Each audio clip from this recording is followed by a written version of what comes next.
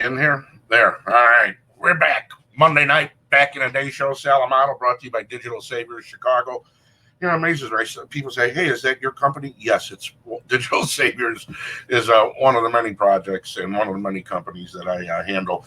And what we do is we do audio, video, VHS tapes, beta tapes, 8 millimeter film, 16 millimeter film. You have slides, negatives. You got old cell phones, old tablets, old whatever, and you need to get it to a digital format like a USB jump drive, a hard drive. Maybe you want it uploaded to a platform where you can share with the entire family forever. You want it emailed to, you want it on a DVD. You got old mixtapes, and let me tell you something. I just got this is great. Guy brings and gets us a box. He's got a box of I mean, you name it.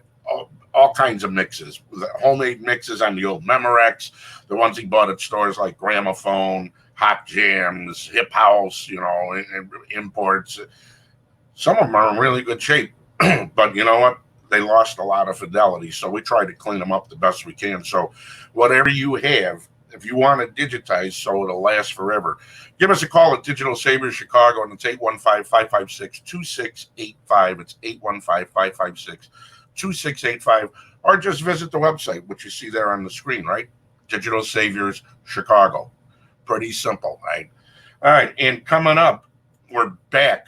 A lot of you check us out when we're doing the live streams. Bobby hits boxing. Martin Boogeyman Luna handling the party, the old school DJing. It's like one big old school party with a professional boxing match in the middle of it. We're coming back July 7th. Was it July 17th, 19th? What is it there? Hang on there we go.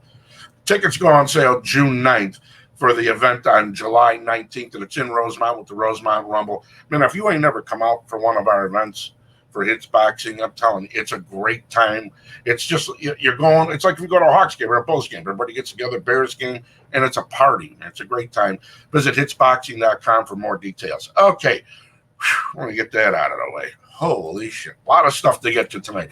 So, as you know, Monday nights, we try to do them every Monday, just depending on my schedule and scheduling guests as well.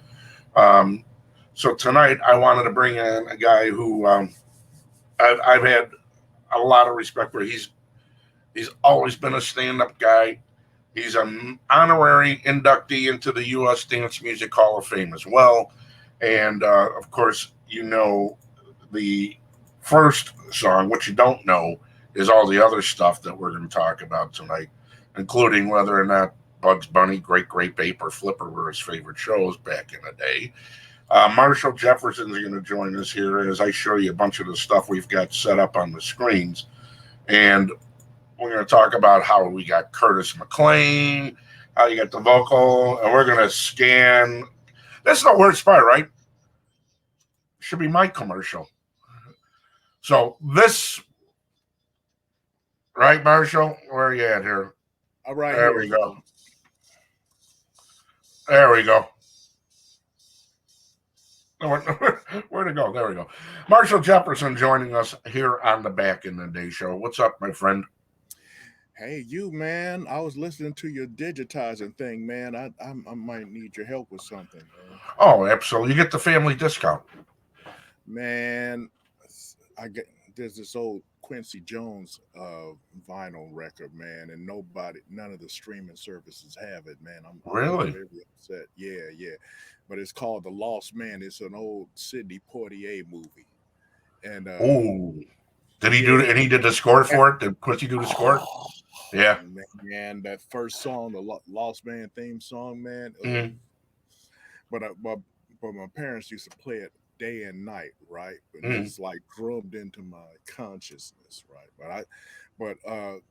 It's on YouTube, but the sound quality isn't there because Quincy Jones had the greatest engineer of all time, Bruce Swedien. Bruce Swedien, what a guy! Wow, who died recently, right? Yeah, but that was Bruce's peak, man, and it was just so well engineered.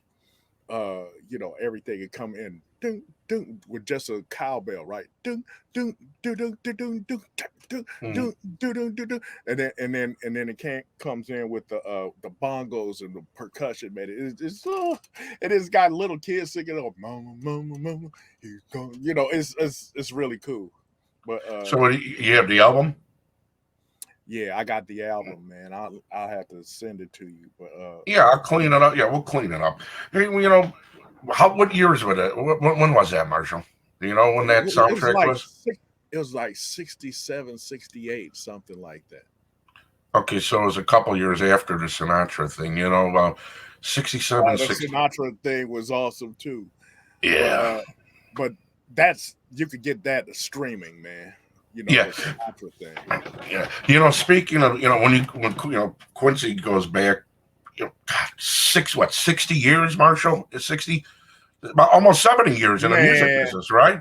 yeah, Yeah, I mean, that's ridiculous, man. yeah, That's I mean, ridiculous. and I'll tell you today, in the WBMX group, and you're gonna dig this. I saw a video. Let me find the video. Was it the BMX group?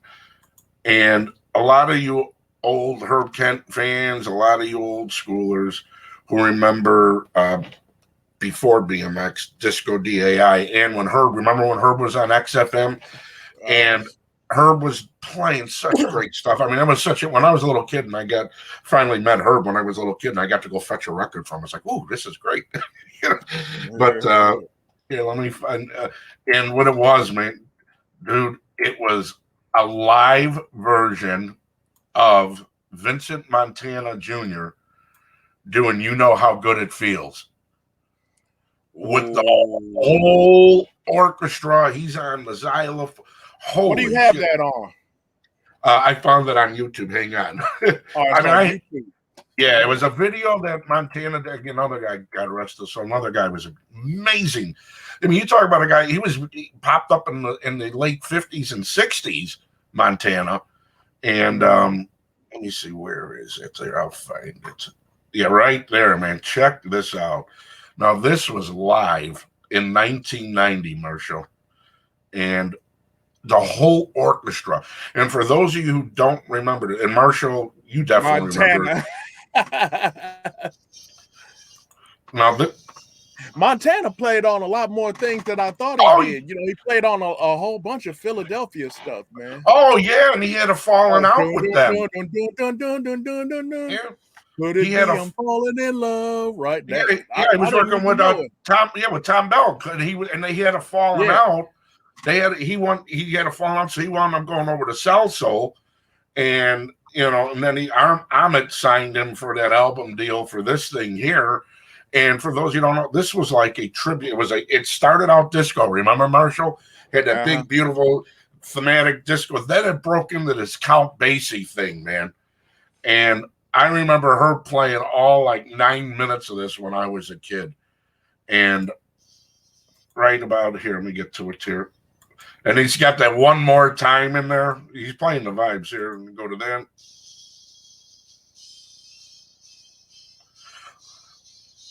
The horn section, everything. You're gonna have to link that, brother. Huh? You're gonna have to link that. Some people are gonna be upset if you don't link that. It's in the Disco DAI group, and Marshall, I'm so categorized because as a programmer you categorize everything because it makes it easier to have recall. So Disco DAI is completely different from BMX. You know what I mean? They're two completely different, and it's weird. You're a little bit older than me. BMX brought in the electronics. Disco was straight disco. Yeah, but even before that, I was straight disco. Yeah, but even before that, when you got it, once it flipped over from GLD to BMX in '74, it was a lot of R&B, but they played a lot. GCI was Studio 107.5 right around 78, 79, and GCI was still kicking their ass. Lee wasn't there yet, and it was an R&B station, but they were both leaning disco, but not as heavy as Disco DAI was. You know what I mean? Yeah. You were going to hear Five Special and stuff like that and Trussell, but you weren't going to hear, Pamela Stanley, This Is Hot over on BMX, whereas you would have heard it on DAI. So we separate all the groups. In the BMX group, that's where you can find a lot of your stuff. But we also do a lot of the Spinners, Tower of Power, Earth, Wind and Fire, Phyllis Hyman, Candy Staten, because that was what WBMX was. And you know as well as I do, WBMX was a lot of things to a lot of people. It wasn't just, the house music. It was a lot of things, from the slow jams to the funk to the it wasn't just house music. And there was no such thing as house music in 1979. It didn't exist. There was disco and funk. Right. So we put that in the Disco DAI group. You can see the address here. There's a Disco DAI group. That's where it's at right there. I didn't know there was a Disco DAI group. Yeah. Because it helps keep the histories intact. You know what I mean? God. Is that you? Yeah, I'm so sorry. Oh. They cut off my phone. Uh-oh. So speaking of that massive hit, because let's just jump right into that. First off, how'd you find? I'm just going to segue right out because I want to get. I saw Curtis. I see you on something, but I saw Curtis in a couple of my. I never asked him, man, how'd you settle and how'd you wind up with Curtis for the vocals on that song? Well, he was the only one we had. I mean, no, we both worked at the post office, and the dude, we called him the dude because he couldn't remember anybody's name. He said, "Yeah, dude, all right, dude." So we called him the dude, right? Mm-hmm. So he would sing on the job all the time, and he would replace lyrics with like obscene things, sometimes. Like blowfly. Yeah, but he would do that, and we would all laugh at him. But he was the sing. He would sing and stuff, right? Mm-hmm. So when we started doing music and stuff, he was the only, he was the designated lead singer. Mm-hmm. And we did a bunch of songs, and the dude sang everything. He was the singer by default. He was he was the guy. And there was never any thought about it. He was the singer. You got the job. It's yours. That so what you, Marshall? Were you in? Did you do? You were an engineer at Universal. Did you do engineering at Universal? No, I didn't do it. I did producing. Producing. And that's it. Engineers with Julian Hertzfeld, Tom Miller, Tom Hansen. Mm-hmm. A few guys. Oh man. Did you take engineering lessons? Did you ever? I didn't take any lessons. Ron Gresham was an engineer. Okay. We used a lot too. So when you saw a board, man, when I saw a big board, I was getting a little excited. When you saw your first 24 track board and you're in the studio and you see all these buttons and you're still, because everybody was really feeling their way around back then, right? I mean, you were feeling your way around, right? Me, from the very beginning, I let the engineer do his job and I concentrated on the music. Other guys, the engineer was there to do a certain job. I was there to do a certain job. I brought the music. Back in the beginning, I played all the instruments on all the records, right? Mm-hmm.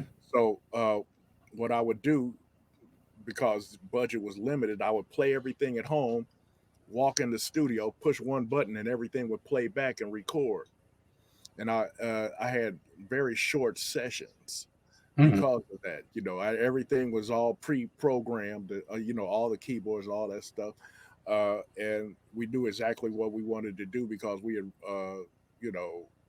rehearsed at home or something like that. Mm-hmm. Music was pre-recorded at home. We had the sequencer. We brought the keyboards in the studio, the drum machines in the studio. Push one button, everything would play back. Boom. Right. So, the engineer, it was the engineer's job to make it sound good. I tried to do a little bit, but it was I didn't know what I was doing. So No, now I engineer. yeah, Back yeah. then I didn't engineer at all. Do you remember what you paid for your first drum machine? You remember when you got your first piece of equipment? I mean, I like me. For No, me, it was my mixer. Do you remember your first piece of equipment that you actually bought for yourself? no. See, what happened was I bought a whole bunch of equipment at the same time. Mm. See, what happened Oh, was oh, you had money. See, I was just a peasant. no, listen, no, listen. No. Jesse Saunders had just come out with On and On, right? And that Mm, set off the whole city. We said, hey, we're going to make records, right? So that's in the back of my mind, right? Because I bought mm, Jesse's song in at Loop Records. Jesse Jones sold it to me, right? It was in a section, Jesse Saunders On and On, hot, hot, hot, hot, right? So I yeah, bought it, right? yeah. And I listened to it. I said, oh man, I can probably do something like that, right? So coincidentally, the next week I had a friend who played guitar. He needed a ride to Guitar Center, to look around and stuff. I said, okay, I'll take you, right? So we got to we get to Guitar Center, and the salesman is talking about this thing called a sequencer, a Yamaha QX1, right?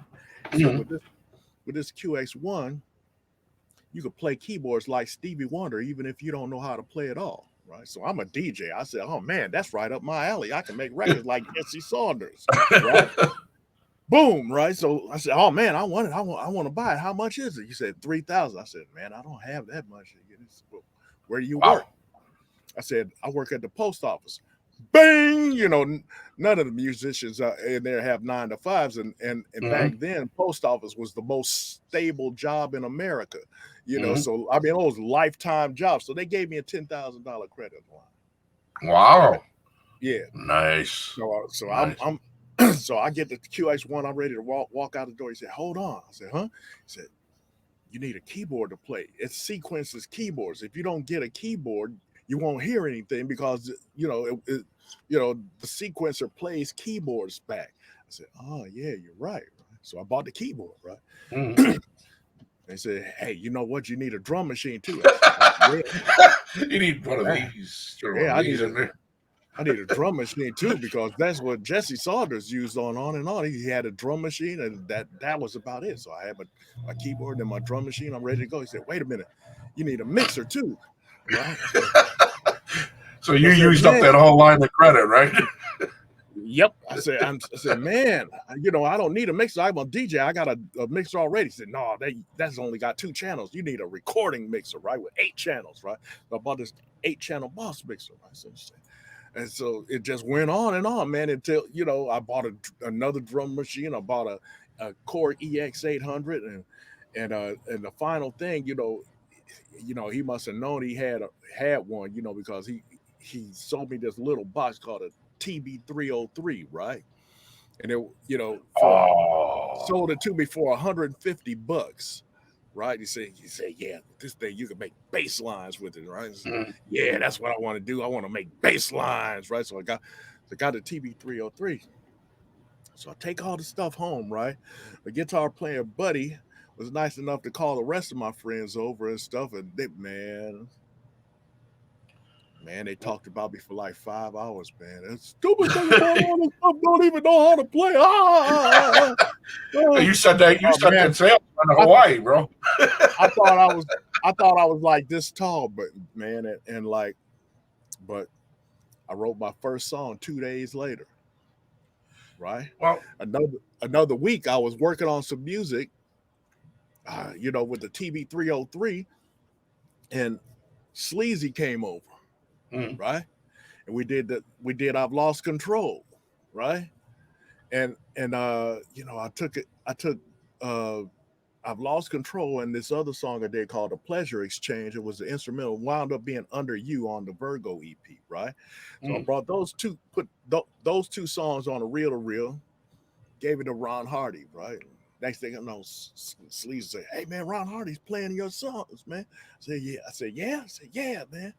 So I kept giving Sleazy tapes, and he would give them to mm. Ron Hardy, and Ron Hardy would play them, right?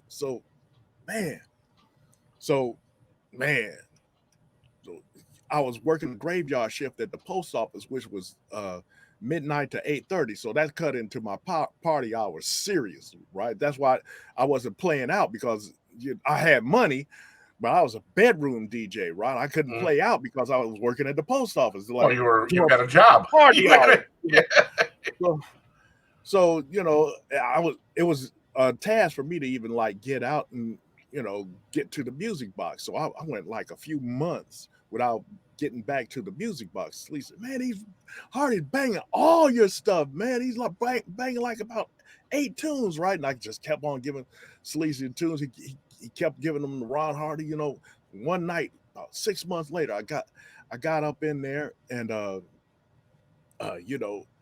got to the music box. Sleazy is the star of the box by then, right? Hey, Sleazy, right? So I try to walk in and boom, who are you? Sleazy said, he's with me. Boom. So I walk in with Sleazy. I'm in there about a half hour and stuff. I was, oh, it's just it's cool stuff. That first song, man. Ron Hardy did like an hour and a half stretch of just my music, man. Boom. Wow. Man. How'd that feel for you? That felt great. Yeah. That felt great. To hear your music out and when they played I've Lost Control, the people were stampeding the floor going, ah, right, because I've Lost Control goes, ah, right. So it came on, everybody, ah, they were running to the dance floor, screaming before they even got on the dance floor, right? They were running to the dance floor going, ah, right? So I said, oh, man. So that was a rush. Now, and for people who don't know, tell them how big was the music box? How big would you say music box was for people who don't know? It wasn't that big, man. It was, right? Yeah, man. It was a music box. It had a couple of speakers in it, and it was, man, the absolute maximum I would say was 500 people, and that was like squishing us in there like sardines. It was pitch black, had one dim light bulb in there, and that was it, man. It was that just that light bulb and Ron Hardy. No, he rocked the house, man. He was. So when you got your first record press, now when Jesse was talking about he was selling these things at retail, because he didn't know. He saw what the prices were at imports. And he says, okay, like, $5.99. He's making whatever it was, $4.99. I think Jesse was much smarter the businessman than me, man. I let Larry Sherman distribute for me. Now, do you think Larry was a double-edged sword for a lot of people? I mean, because no comment. Yeah, no okay. comment on Larry Sherman. Well, did you ever get any dough out of the licensing? I mean, Marshall, your name in that song is on like 60 different labels, and who knows how many other things it popped up on, and not just that song, I mean, just a bunch of others. Did you ever get any dough out of the licensing deals? Recently, yes, but Good. Back in the day, the 80s, nothing. Yeah. A lot of guys who are savvy now and smart are going back and getting their dough because it's trackable. A lot of it's trackable. Look, I'm fighting to get royalties from the movie Bad Boys, dude. I shot that movie 40 years ago. I'm still fighting to get, money that they owe me from that. That's 40 years old. Whoa. So, you live and you learn, but, but then as time went by, I mean, the 10 City project, that turned out to be phenomenal. Yeah, well, that's when I started dealing with major labels and getting paid. Yeah. But like the local stuff, the independent label stuff, no. Yeah, and there were, when I had the label, and then I was a partner in another label, and I would tell guys, look, man, get your money, get paid, get your money. And there were a couple of guys I said, look, don't go sign yet. I had to go to LA to do a project. I said, and there were 2 artists.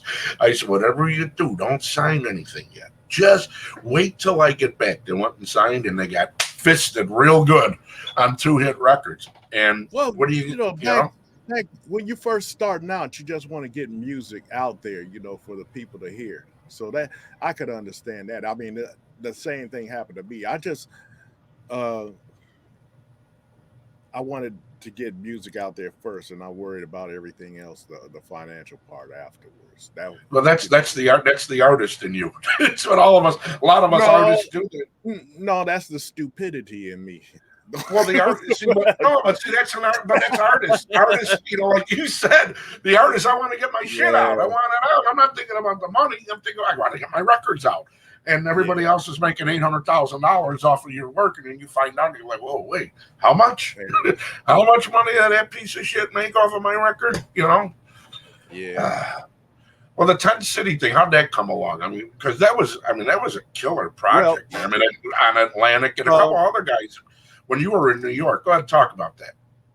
okay. Well, I'd heard Byron singing on a tracks record, Dead Seven, called "Funny Love," and I listened to the words. I said, "Oh man, these are great words and stuff." Right? So, you know, I met Byron down at Tracks Records. Said, "Hey man, you wrote the words for that?" He said, "Yeah." I said, "Man, that was jamming words and stuff." I said, "Didn't like the music that much, but I like, I really Mhm, like, I really like the words of that song and stuff." So I said, mhm. "Hey man, let's write some songs together." And we became writing buddies and just playing buddies. We would go on double dates and stuff, and so we were touring doing Move Your Body, and we one weekend we said, "Hey, well," I said, "Hey man, let's bring Byron with us."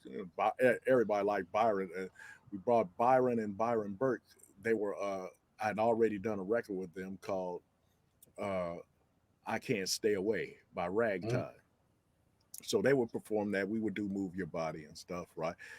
That particular weekend, we had 9 shows in 2 days, right? And we Oh, and we pulled it off, right? But we had a lot of money and stuff, and Byron suggested, "Hey, let's stay the week and meet with some major labels." Me, I'm not even thinking about major labels. It's like the furthest thing from my mind, right? mhm.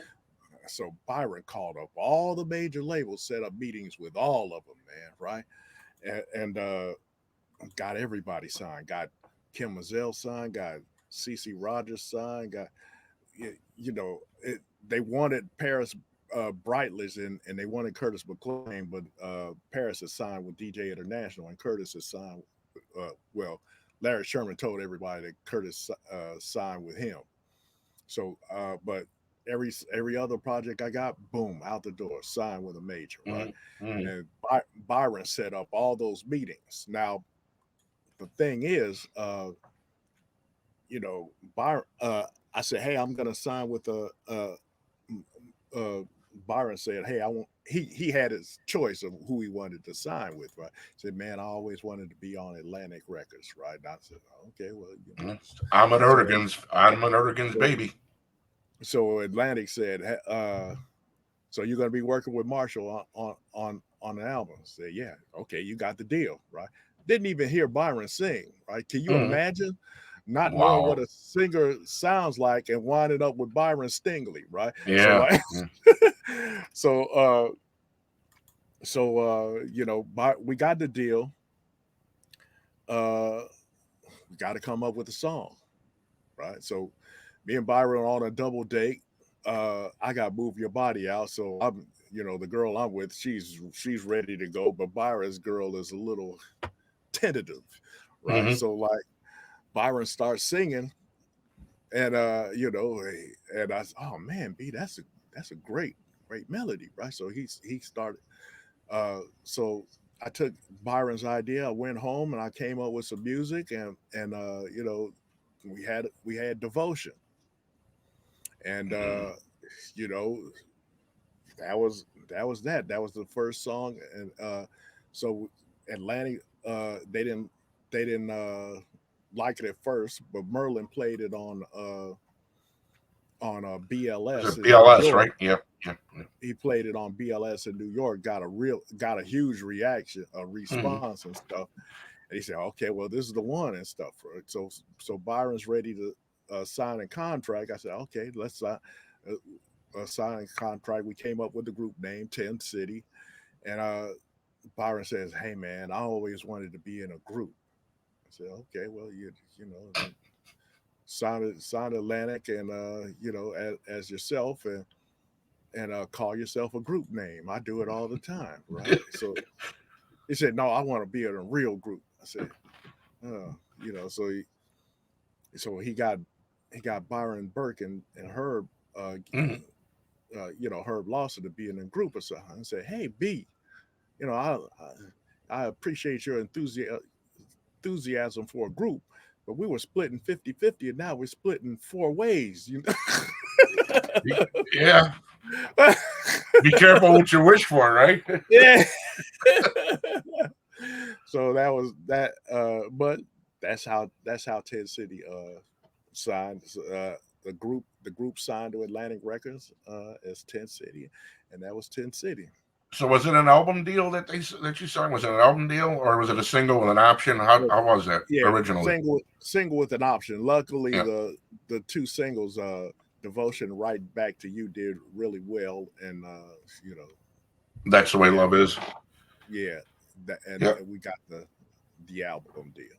You know, I had some friends who were DJing out in the West Coast at the time, and you know they were digging some of the house, you know, some of the stuff we were playing here. And a friend of mine was DJing out in he was in LA, and he worked at Street Sounds. Remember the old DJ store Street Sounds out there out in LA? In Massive. LA, no, Yeah. no, Well, he not was Street. working up. Yeah, he was working out there, and I forgot the club he was working at. And he had said, "Man, he said it's like the Temptations." I said, "Oh, that's quite an honor for somebody to be, you know, with the falsetto, you know, with the Byron's Yeah, falsetto." And look, and the harmonies were tight, and that's basically when how because house started out as a bunch of beat tracks, and and there was a hook, but now you're starting to get into some song structure, man. Where yeah, you're getting songs, not just beats for guys to mix in and out of, but right. songs that have a hook and a verse and a vamp out and real Yeah. song structure. And It- that was well, one of the big. that's where my DJ came in, because, well, it kind of hurt me a little bit because you know, I would talk to some DJs and they say, man, your song don't have any breaks. I say, because I don't want you turning my song off, you know. I said, hey, you want to get out, you play it until the end, motherfucker, you know. So Yeah, like yeah, that's where the DJ in me came in, you know. So I was you know, I made it a point. You know, I'm not gonna, like, you know, do a verse and then give you a break and you mix out before you get to the second verse. Man, I worked hard on those words, man. You gotta play all, you gotta play the whole thing, you every know. verse, every You know, verse. every verse, man. Yeah. If I just put jack jack jack jack jack on there, you know, okay, I'll put a break, but. And, you know, I put proper verse, I put choruses in there, and I just wanted to play the whole thing. And So and that was the difference too. Is in the early days it's okay, it's okay.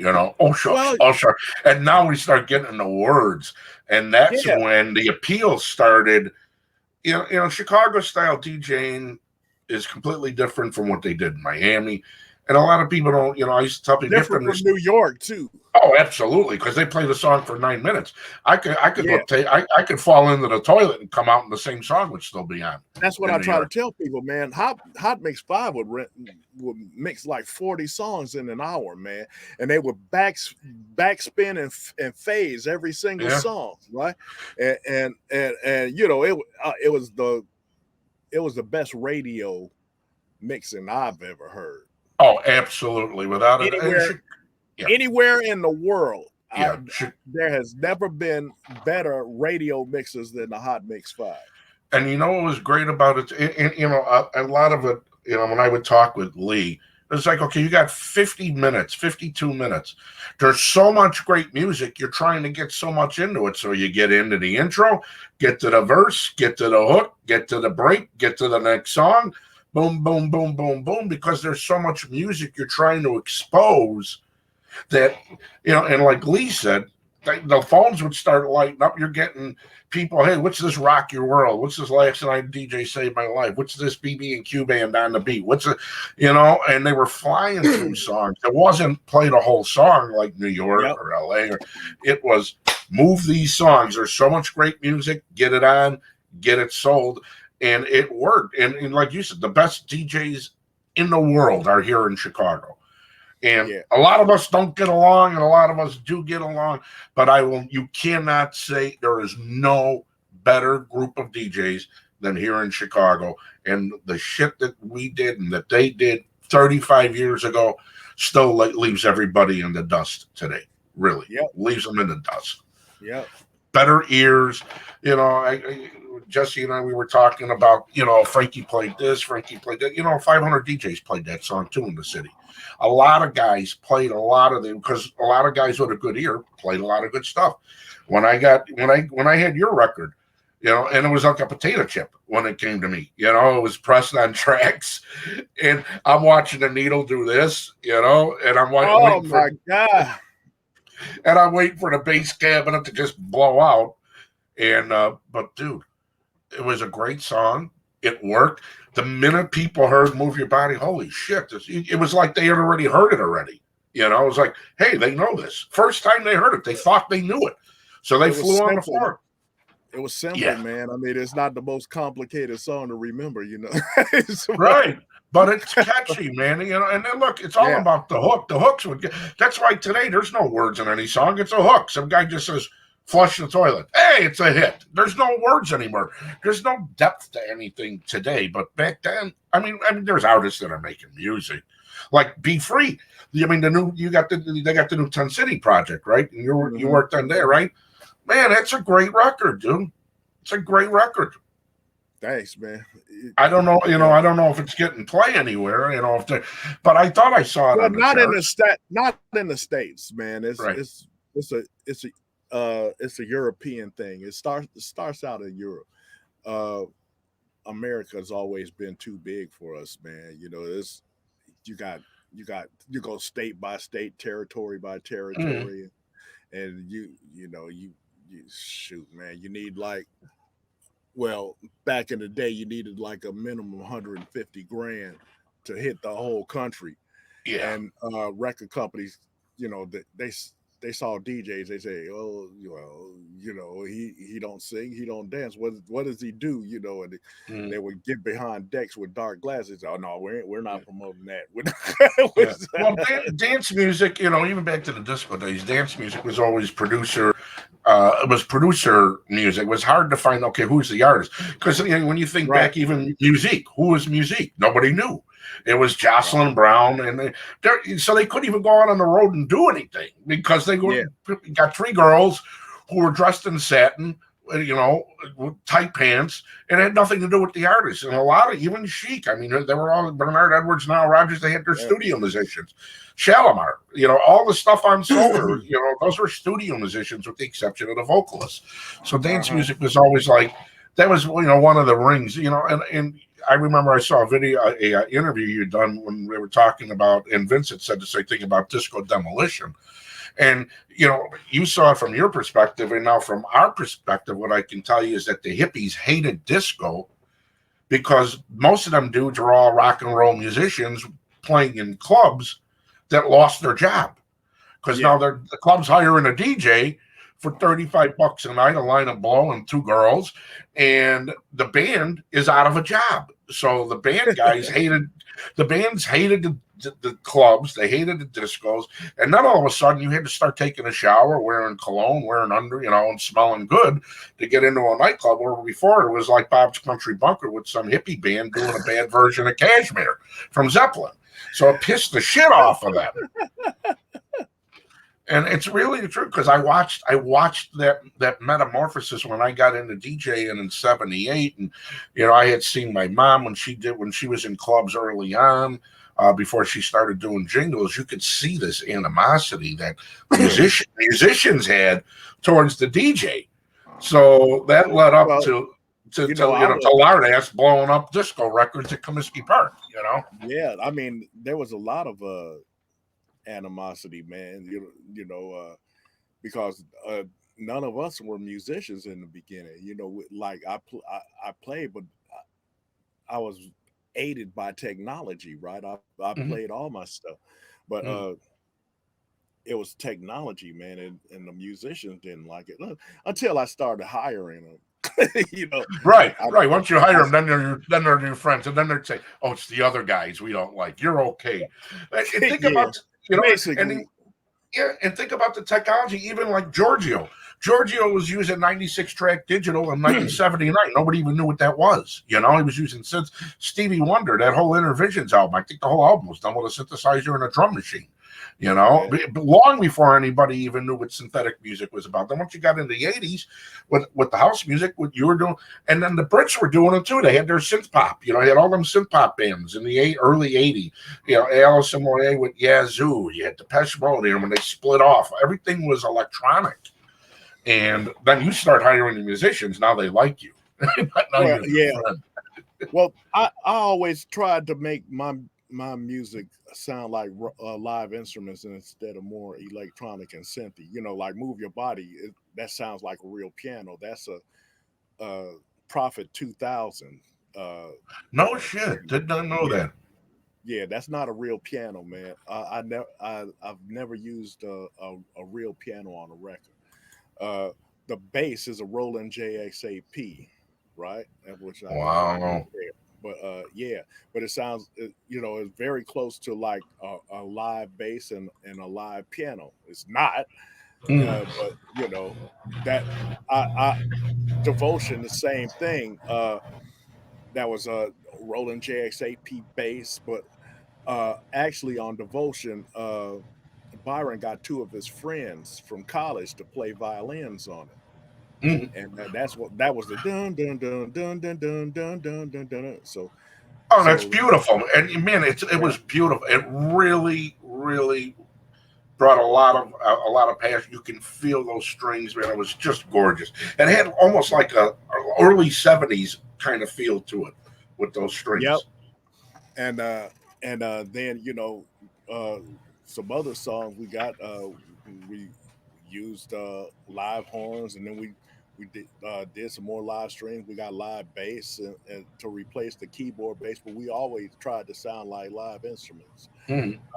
Even though we were using synths, Mm. we were sounding similar to live instruments, giving more organic sound. So it worked, I think. Now, do you attribute to the more instruments you use, the more kind? Do you think it was probably because of the confidence you were getting more confidence in what you were doing too? I mean, you're growing, you're learning. So Bro, do you? bro, from the second I heard Ron Hardy play my stuff in the music box, my ego was like this here. Yeah, You know, it it, bigger it than won't Steve Dow, it, right? bigger bigger than the screen here. You know, I can't even. You know, so so confidence was never a problem for me. You know, I I said, okay, I'm gonna do some things. I'm going to change some things. I'm not going to go the Jack route. I'm going to have real backgrounds. I'm going to have a live instrument. I'm going to sound totally different. And Mm. you know, for instance, like the TB303 on I've Lost Control, and then later Acid Tracks. There was nothing out there that sounded like those two Mm. records when they Mm. came out. I mean, nothing, nothing, nowhere sounded like those two records, right? So like, it, and you know, the house music, we, you know, seven ways to Jack, nothing sounded like that, you know. And so it was a challenge for me to come up with things that sounded different Mm. than others, you know. So uh you know, that was yeah, that was what we were aiming for. So right around the end of the age of about 1990, you took a breather, right? And then what did you head over to the UK, right? Well, yeah, I head over to the UK, I think in '93. Mm-hmm. Well, actually, I went to Germany first, and then I went to the UK. And I went to Germany, and I did some things with Tresor Records. And Yeah, then and they were a techno label at the time, weren't they? They were still doing. I mean, it was Joey Beltran was on that label. I forgot they were doing a lot of techno at that time in well, '93. no, they weren't. But they did after I got there. Okay, all right. Yeah, Yeah. all those guys came after me in Germany and stuff. But I the album that I did with Trezor was not techno, but I was their first release. What was it? Do you know? Well, Oh, did you? it was a compilation album that I did with them. It had a bunch of songs on. I can't even remember all the songs, but it was a Let's see. uh Berlin, True Spirit. no. Okay. Hang on, let me look. I'll tell you. Yeah, I'm pulling up some stuff from Treasure. Yeah, you. I better pull this and put it up on the screen here. Blake Baxter sends Love. Oh, that's a Love Week. Okay, yeah, that was the. That's where you had your. You had a residency there for a couple of years, didn't you? Weren't you out there for a couple of years, right? It wasn't a residency. It was just you know, it I played with them when I played with them. It was, I played there about 6, 7 times. Mm-hmm. And it was kind of like a family situation. Oh, there Uh, you. uh Yeah, I found a little piece on here. We'll post it. should And be and A Marshall Jefferson album in there. yeah, there's KTM. KTM came after Trezor. Okay. But I had a big double or triple compilation album with Trezor, and I'm looking for it now. Jump on it. That was KTM. Yeah, and that was That came after. that was after. That was after. Uh, How did you like spin? How did you like spinning? When? Or how did you like working? What was the difference for you versus here in Chicago, spinning over in Europe? What did you like and what didn't you like about it? well, you know, mm, it's hard to the Were you crowd. were you were you able to play a lot of different stuff that you would not have played here? I mean, what did you find? Were you playing differently, like No, it was things that? about. Actually, it was very similar, but Mm, uh, you know, the USA had much smaller budgets. mm, Uh, well, I give you an example, man. Uh, Man, when somebody from Chicago asked me to come play, I don't like to do it, man, because you know, eh, they get really upset with me, man, when they hear how much I'm charging, mm, right? So, like, for instance, about 10 years ago, somebody approached me to play at a club, it was Lounge 52 in Chicago. I said, "Yeah, man, uh, Frankie just had a residency here. We want you to take Frankie's place." I said, "Oh, okay." So I said, "Yeah, how much are how much are you charging?" Now, I'm living in England at that time, in Manchester, right? mm. They said, they said, "Okay, yeah, uh, we were paying Frankie 75 a night. We'll pay you 100." So like Frankie over in Europe, he's getting like 25 grand a night minimum and Yeah, stuff. And a couple of times, like New Year's, he's getting 100,000 and stuff.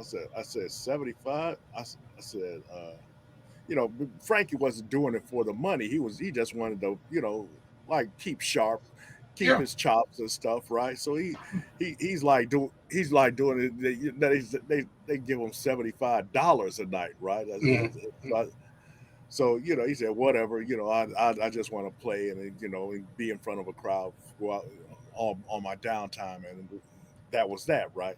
mm. So I said, $100 a night, right? I said, yeah. I said, man, it's gonna cost me $1,200 to fly here from here to Chicago every weekend, man. I said, Mm, I said, man, $100 ain't gonna do it. I said, crazy. man, what? I said, what about 200? No, man, I'm paying 1,200 to fly to Chicago. I'll lose $1,000 a week if I do the gig. So I can't do it, right? Mm. You know, Well, look, you know, forever, we have every DJ in Chicago has had to chase a club owner around for their money, you know, but they'll go hire somebody else and bring them in and not question paying them. yeah. And and I'll give you a funny story.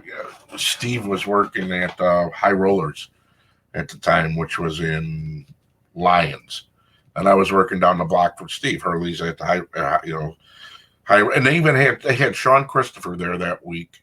When People of All Nations was out, so I stopped in and go see Steve and say, hey, did you get paid? No. Did you get paid? No. We literally had to chase the club owners around the friggin' bar to get your money back then. And it was like you're getting paid $33.77. I'm like, what the hell is 77 cents? How do you come to $33.77 for a night? I don't get it. Yeah. And you chase them down, and they're that's right. Oh, I got you. Just ask, just ask Farley. I pay and stuff. Well, I don't have any money yet, man, and I'm chasing you. Yeah, I don't want to ask Farley. I'm talking to you right now. Give me the money, so I can go home, get out of here. But that was the ups and downs for a lot of DJs in Chicago. Is sometimes you caught a good gig, sometimes you worked for a ham sandwich. That was half eaten already. That's why you gotta play overseas, man. That's why you have to expand your horizon.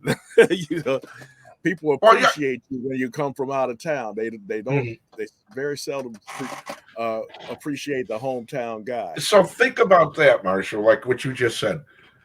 You go over there, you're appreciated. They come over here, they're appreciated.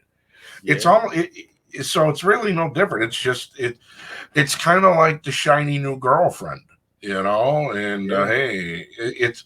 I don't know why it is like that, but it is. And rather, you ain't never gonna change it. It ain't changing. So it is what it is. Let me go to I want to go to the group here. I'm going to pull up some songs. Tell me what comes to your mind here.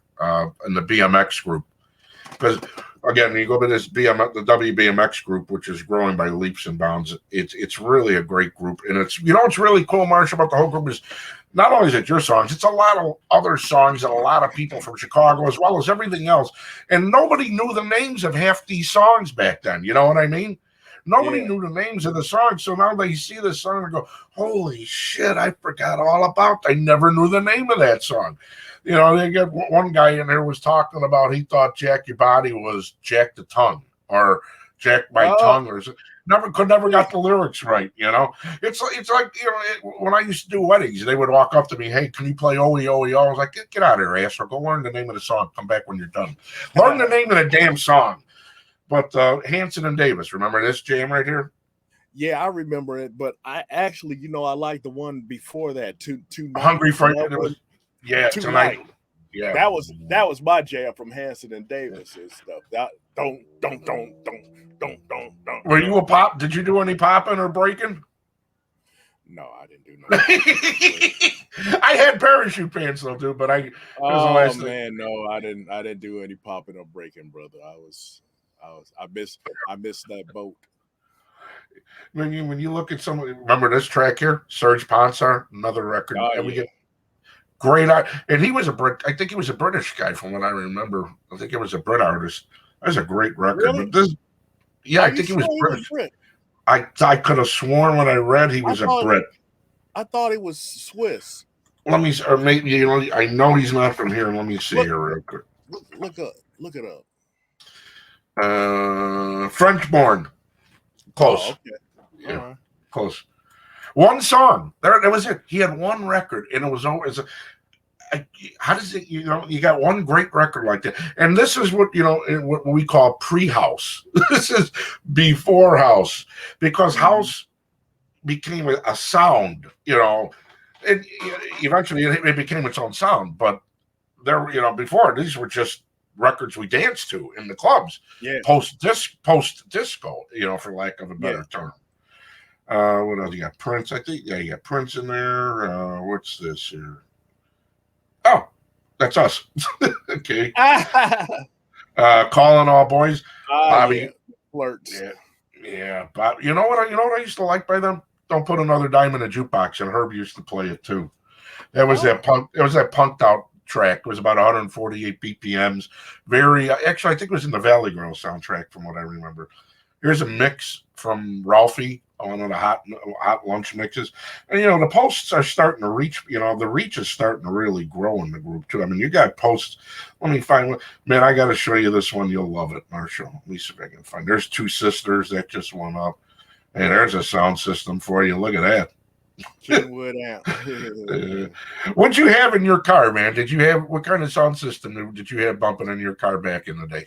No, man, I just had a normal sound system. You just had a AM FM with the little red light? Yeah. The little red light that said my stereo?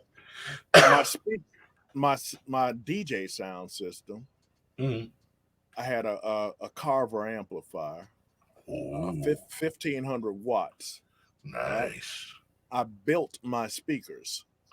You built the cabinet and everything? No kidding. I with a saw and everything, man. I built my own speakers. What'd you have? How big were the woofers?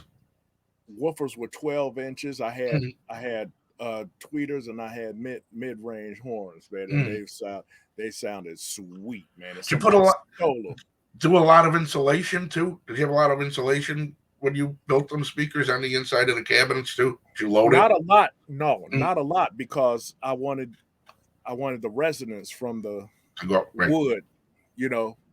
Someone stole them on you? You say somebody stole the speakers? Dude. Yeah, man, dude. Okay. No, listen to this, right?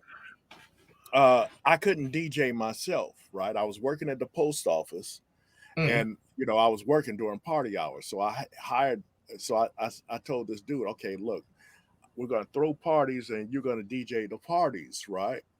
And the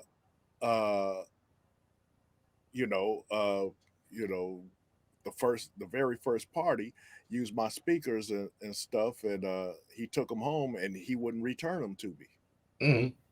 Really? I said, man, and I kept calling him, and his sister answered the phone and said, well, what if I call the cops? She said, you call the cops, you better watch your back. I said, what? And so I just left it, man. But like, it was like stealing those speakers, man. If I would have bought them, I could have bought them again. But those speakers I built with my own hands. You know what I'm saying? Yeah. So about unbelievable. 8 years ago, this dude comes back to me. He must have thought I forgot or something, right? He said, "Yeah, man, hook me up." I said, "Get the yeah, I'll hook you up. I'll hook you up. I'll ram your head up your ass." Oh boy, that dude. Oh man, it's funny, isn't it? People who owe you dough from like 30 years ago think you. See, I don't forget nothing. Yeah, I look at people and go, "No, remember back in 1983? Remember that $47? You still ain't giving it to me. Remember that? Get out of my face." Yeah, I have a list of people that I don't forget things from ever. Yeah. Now, here's another thing that's great about the group, Marcia. Some of these old and not just like the school posters, I mean, just all these different events. And it's great to see. That's some memorabilia right there, man. Yeah. I mean, look at this one. And you know what the best part is, Marshall? Nobody ever spelled anything right on the flyers. Nobody got anybody's names right. Nobody's kind of like, online today. Nobody spells anything right. They spell Ralphie's name Ralphie with a Y. And this is when he was still Raz, before he became Rockin' and Rollin'. or when he was. Yeah, that's when he was Raz. That's right. There's a. How do you like the flyer? You know who made the flyer? Harry Hernandez, DJ Triple Oh, H. I have okay. Harry do. I have Harry do the flyers every time we're doing a show. All right. Because here, let me tell you something. This is the honest to God truth. In high school, I mean, basic art was just my worst class. I have a hard time doing stick figures. I can do the tech and all the other stuff, but I had in my basic art sophomore year, I got my teacher laid. He still gave me a D. He could not bring himself. No. Yeah. He gave you a D after you got him laid. Come on, yeah, man. and she was a nice girl. I don't know what happened. I tried, That's you know. Yeah, I bought him drinks. I got him in the club I was working. What an asshole. Anyways, how about the imports, man? Did you now when you were in Europe? I'm hungry. For a while, everybody was starting out their mixes with that song. I'm hungry, right? Because it had the dude. He said, "I'm hungry." No music, no nothing. Just started right at the beginning. Right at the beginning. Yeah. I'm hungry. I'm hungry. I'm hungry. Yeah. I'm hungry. And here's the best part: as a DJ, when you do that, right, and you're lost in your own world, right, Marsha? You're doing your own thing, and the people on the dance floor are like, "Hey, asshole, will you play the goddamn song?" But you're sitting there. It's like with was it confusion? Not confusion. Bizarre Love Triangle. That when Chef Pettibone did the remix and he put that he really flanged that snare drum on the intro, coming out of the intro into the song, and DJs would do that, pull it back, pull it back, pull it back, pull it back, pull it back, and the people on the dance floor are like, this guy's an asshole. He's just screwed up the song, and then they get off the floor and leave. But you're having your own fun. When you're in the booth, weren't you in your own world when you were in your booth, man? Well, yeah, man, but the feedback from the crowd did it for me every time. So you paid attention to the crowd, right? You paid attention. Yeah, some guys don't. Well, me, I just said, hey, I'm there to do a job. Rock the party by any means necessary. And that was my philosophy when I went out DJ, because I wasn't playing before crowds when I started, man, and I thought it was just a privilege to do it. I get in front of a crowd and I'm hyped every time, man. I mean, it's like I could be sick. Sometimes I would be sick, I would be throwing up, I have flu or something, and I get on those decks and I feel the energy from the crowd, man, and by the end of the set, I'm feeling fine, so it's like almost a healing thing for me. I mean, I just love doing it, man. It is therapeutic, man. It really is, especially if the crowd's vibing off what you're doing and you're able to play a lot of really cool stuff. It works. It's therapy. It really is therapeutic. What did you play what were some of the weird things that you would pull out, Marshall, that were just like out of left field? Like Ron Hardy. The dude would pull out Talking Heads and shit out of nowhere. It's like, what the hell?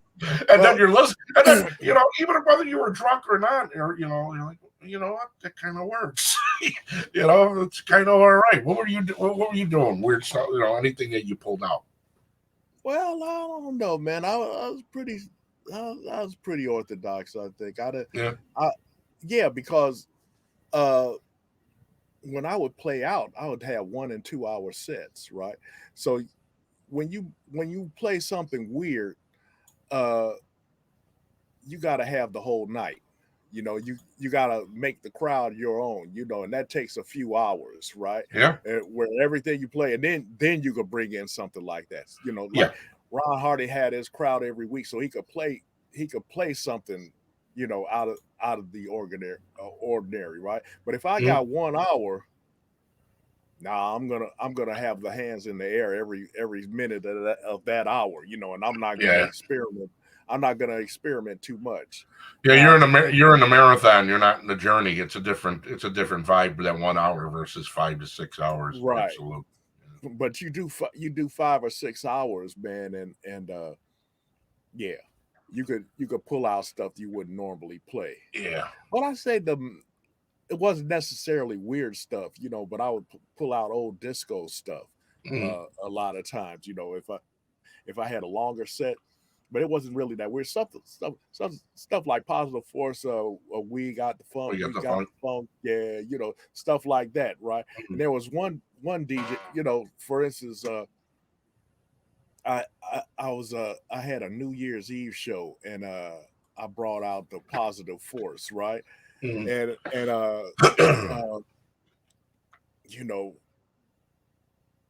people were like, they were like on the dance floor. It was what the fuck? This is a disco record, right? And they, you know, they said, "Oh, wait a second," and I just let it play. People got into it, we got it, we got the funk, and everybody started getting into it, right? Well, there was one DJ in there, Phil Asher, right? And he said, you played that Positive Force, we got the funk, and that changed my life. I wanted to DJ after that, right? So I got one person at least with that song, but what impressed him was everything else that I played that night, it was like banging and stuff. But that one song, it started out slow. It wasn't like the typical blank, and it was disco, and everybody didn't know what to do to it, and they got into it, right? He said that changed his life. I said, oh man, okay. So that when you went to, I would go to that breakdown. Because I would have the same problem. I'd get the groove, mix it in, and get the groove going, and then I would hurry up and get to the breakdown because then I can work the lights, work the fogger, and then the people are like, "Oh, yeah, it's breaking down," and everybody's screaming and yelling at the party. He got the funk, we got it. It's all broken down with just them clapping, and then I can get back in, and it worked. Sometimes, most of the time, it worked, but there were some times, I swear to God, they looked at me like I was just some fat bastard who had no business being in the DJ booth, boy. Sometimes it just backfired. Yeah. But man, that was a time to be a DJ. When you think about it, Marshall, you were mixing, everybody's mixing that stuff. Those are real drummers, nothing synchronized. Songs are traveling. There was a completely different way of DJing when you had when you had to mix live songs. When I did it, man, okay, for one thing, you had to know your breaks, right? It was no locked in drum machine and stuff, right? Right. You had to know when the drummer slowed down and sped up because some of those drummers would get emotional, brother. So you would have to, and newsflash, most of the time you couldn't do it with 1200s, brother. You couldn't do it with 1200s. You'd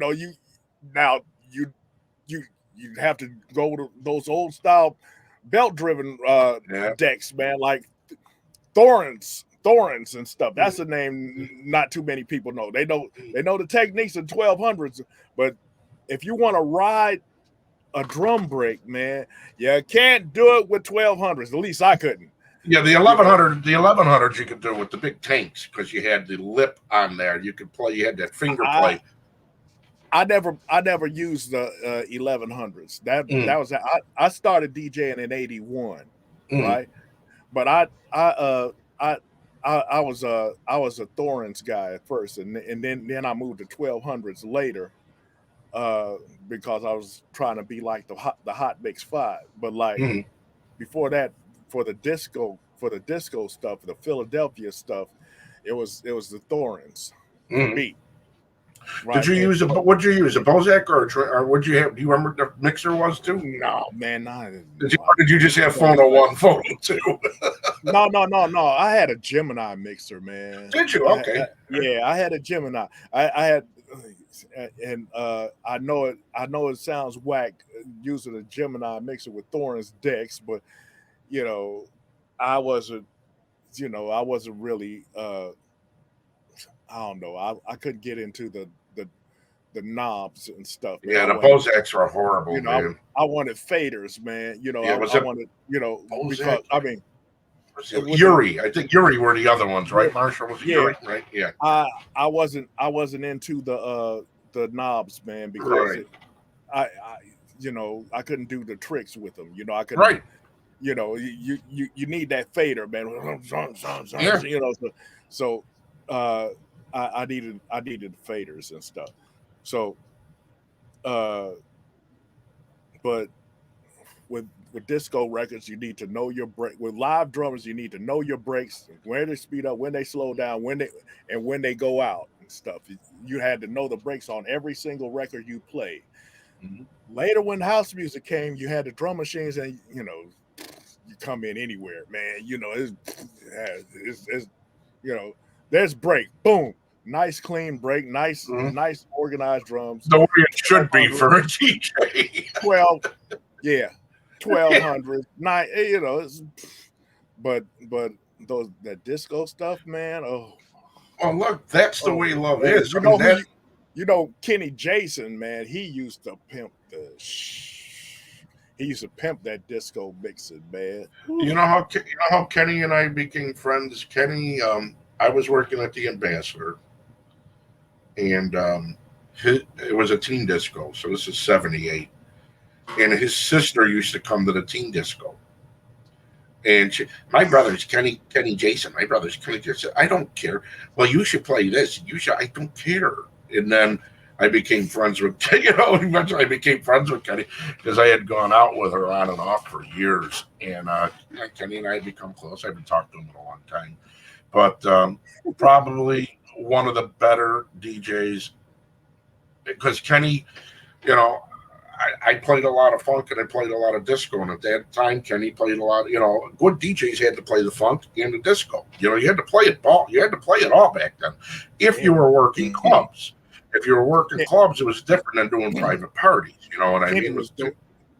Kenny really brought the imports, man. Yeah. He really led the way with the import records, man. I mean, all of them. Kenny would play them first, and then the rest of the Hot Mix 5 would come up with them the next week, Kenny. Yeah, and I'll tell you, 81 to about 84 were the premium import years. 85, 86, 87, you had it, but between 81 and 84, Marshall, when you think about the amount of product that came out in those years from high fashion and it was the other one, X Energy, those labels over at least 150 massive records that were here. Do you remember what label Visage came out on? Visage was on Atlantic. You're talking the group Frequency 7 was what we would play on the South Side, man. Visage, here it is, 1981. Hang on, I'm gonna swing this over the here. Hot Mix 5 wouldn't play that one though because it was too fast. Yeah, because Visage, I could have sworn that was Atlantic. Let me see here. Hang on. Fade to Gray. Yeah, we got that service through the pools, man. That came service through the pool. I was working at Sundowners at that time, which was on Ockin Avenue and Lyons or Brookfield, one or the other. Hang on, let me see what label. I'm pretty sure it was Atlantic. Well, it shows Polygram here, but who knows? PGD distributed. It says Polydor here. Polydor? Yeah, it says Polydor, but let me see if I can pull up the 12-inch Visage Frequency 7. Yeah, get it on YouTube. I'm sure it's on YouTube. But Frequency 7. Trying to find the damn label. Huge Chicago record on the South Side. Yeah, there is Polydor. It was Polydor. They eventually wound up on Atlantic with the other trick, but this one was Polydor. And here's the track. Frequency 739.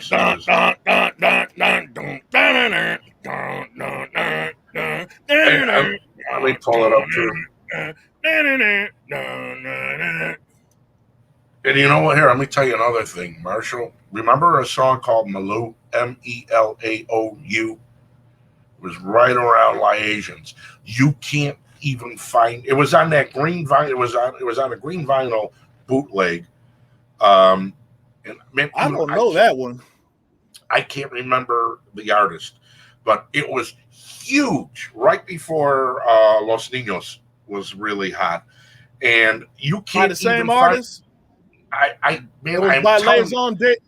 I It can't was by remember. Liaison Dangerous. Yeah, I can't remember if it was them or not, but you can't find it even on YouTube. You can't even find, like, as if this record ever existed. And it was huge at Coconuts. It was huge by me at Sundowners, even Dior's. It was huge for about 2 years, and then wound up on that green vinyl bootleg that everybody was buying back then. And I can't find the damn song.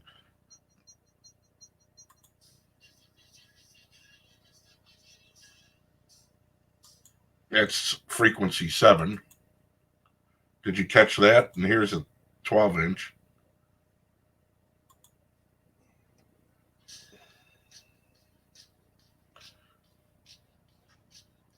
You catching that, right? You can hear that? Yep.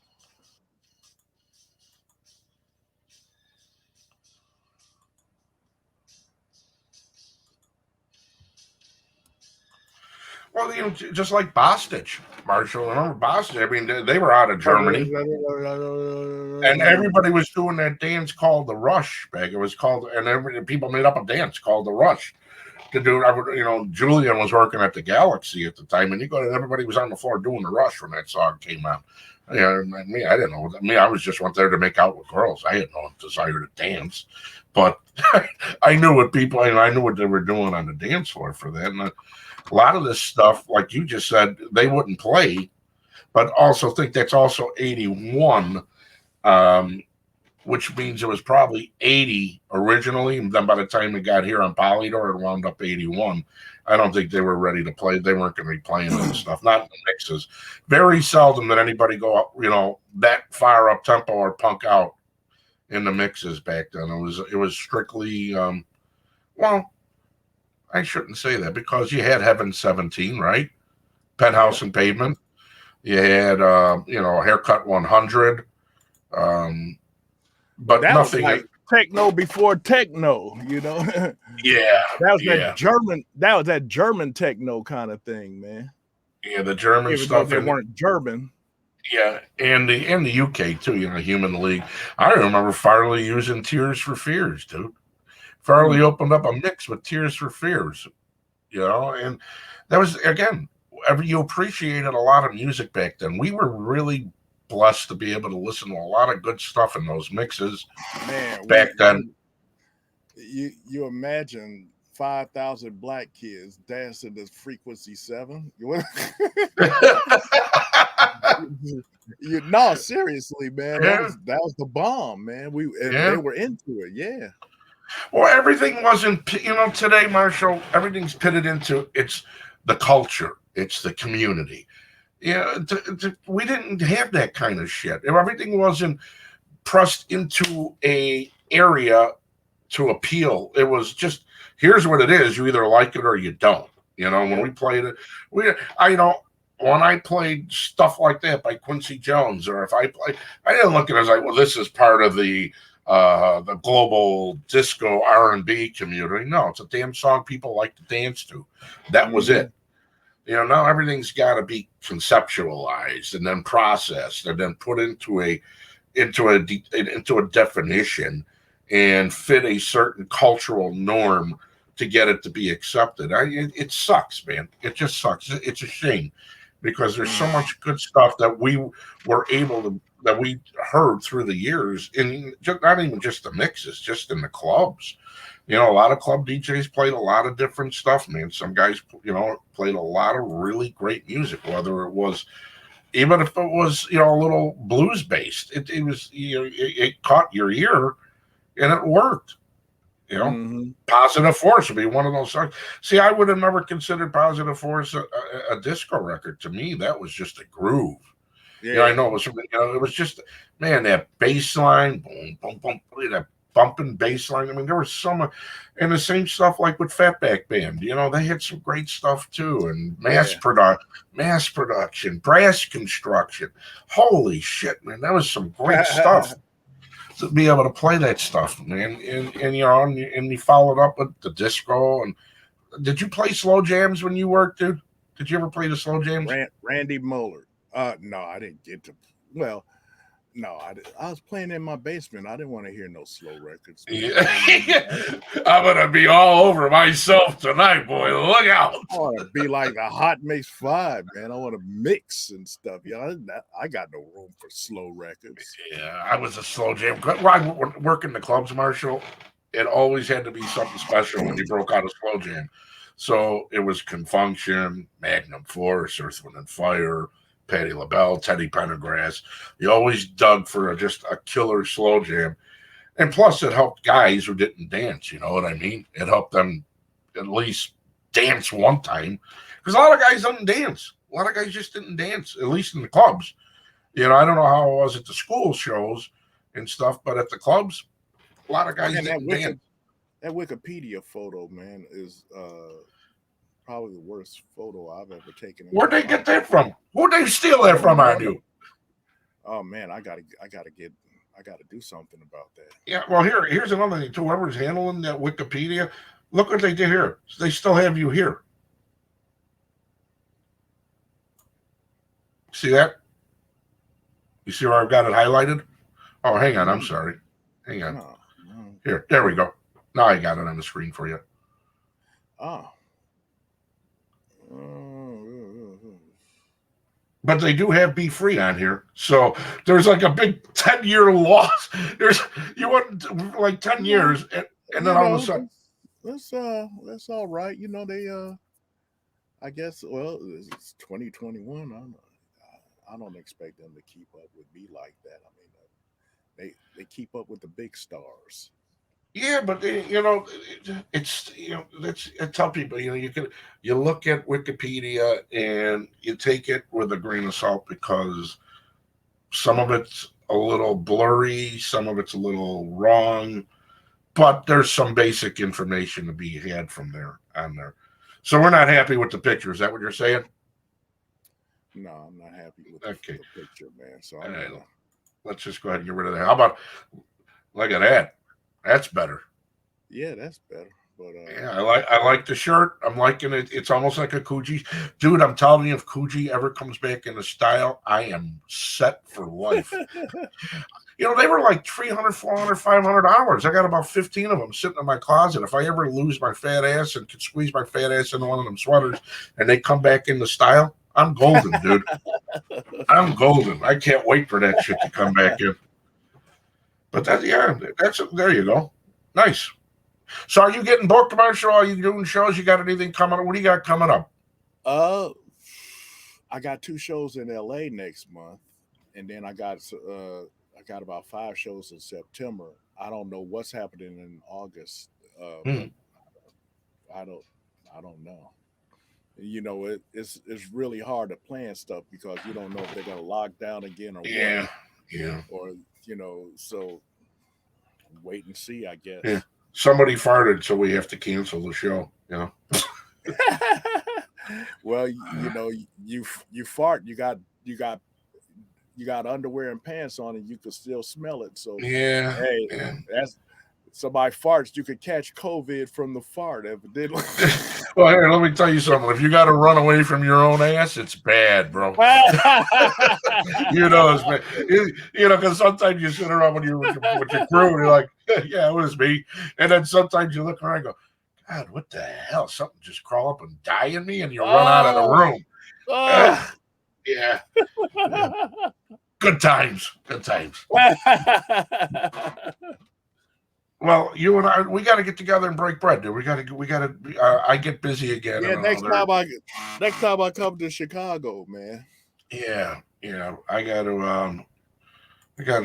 My schedule picks up. What's a good place to eat in Chicago? Uh, you always ask a fat guy where you should go eat. What, never ask a skinny guy where to go eat. Never Oh send a thin no. man to shop. Ever. Um, whatever you want, man. You want to go steaks? Um, for me, it's either Martin's or Ruth's Chris. Italian, it's either Capri I or think I want Tus. to do the Italian. Yeah, Capri. Okay. Yeah, Capri. Yeah, Capri it is. it's phenomenal, man, and it's good cooking, excellent cooking, and I think they give Okay. Rosebud. Rosebud's excellent too. Rosebud is absolutely phenomenal. Rosebud, Carmine's, excellent restaurants. So yeah, when you're in, we get together, we go eat, we break a little bread, and we have a few drinks, and I'll try not to. I'll try not to fart my shit my pants. You know, we'll be good. Have a cigar, and we're gonna post the links. So those of you just joining us, Marshall Jefferson has been our guest here on the Back in the Day show, brought to you by Digital Saviors Chicago.com, and we'll have the rebroadcast up on Rumble on YouTube. We're using Rumble now too, Marshall. All right, man. Yeah. Because I don't get Yeah, me started. Don't yeah, get me right, started on right, YouTube. me and you. Yeah, Don't get no, me started on right. YouTube. Yeah. Well, yeah. So that's another thing. Do you get any dough from any of this shit? That's all these 59,000 versions of Move Your Body and Pleasure Control and all this other shit. Do you get anything, or what do you get? A gift certificate to Andy's ice cream and a California Pizza Kitchen, half-eaten pizza. What do you get? Nothing. I don't know, man. I don't know. See, they should. Here's the deal. Let me tell you something. And this, this goes back to with a lot of the DJs in Chicago. When we're not forward thinking back in the '90s, when I was already involved in the tech side of things, I was fighting with the labels. Build a hub. All 5 of you, build a hub. Own your shit. Because if you don't, somebody else is going to come along and own your ass. And then you're going to have to, just like with Rhino Records. See, a lot of people don't realize Rhino Records was a bootleg operation.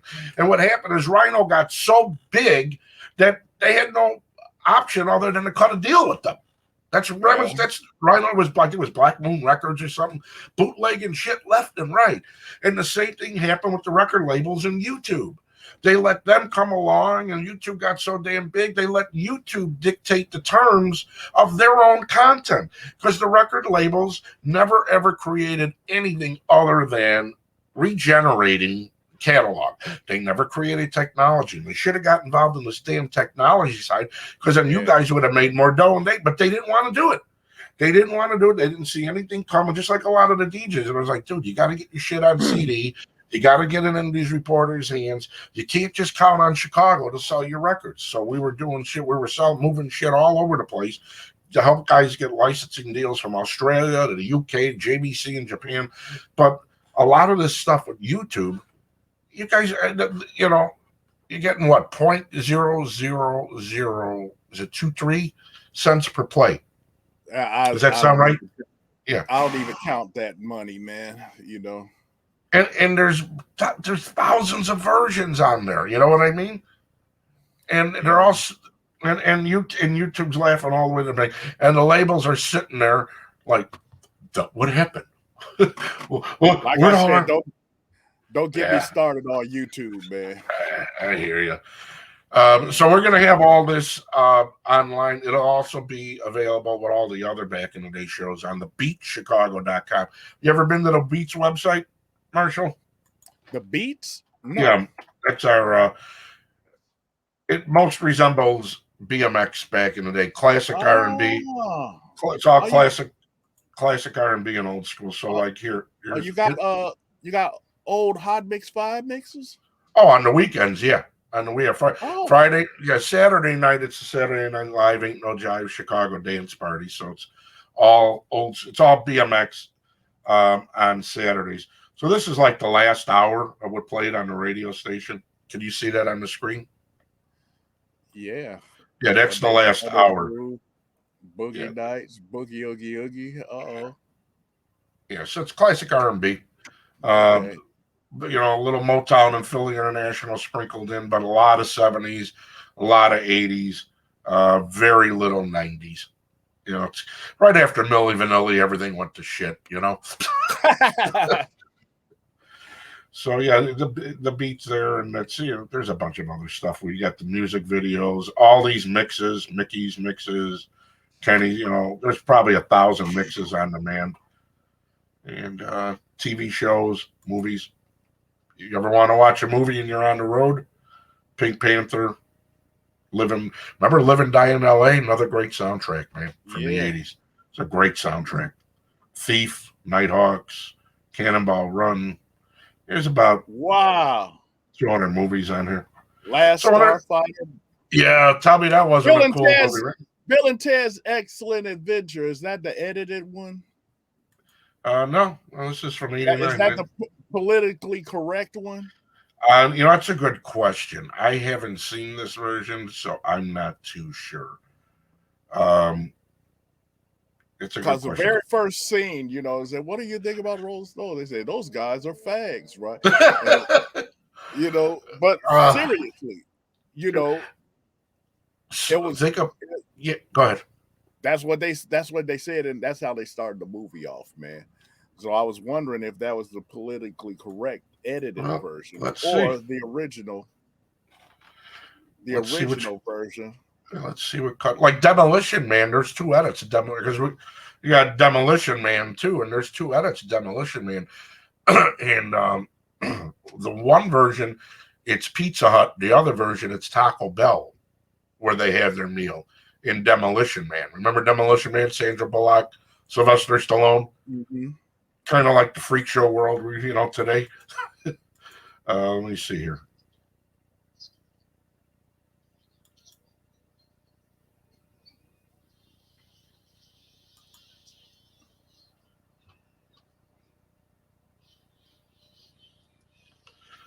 How far was that line, Marshall? Do you remember? About the Rolling. They were playing. Is it this part?